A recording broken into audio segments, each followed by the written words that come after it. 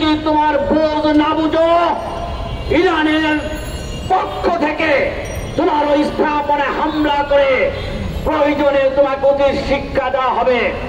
বাংলাদেশের এই বিপ্লবী ওয়ার্কার্স পার্টি তামাম দুনিয়ার নিপীড়িত মানুষের সাথে স্বার্থে রাজনীতি করে।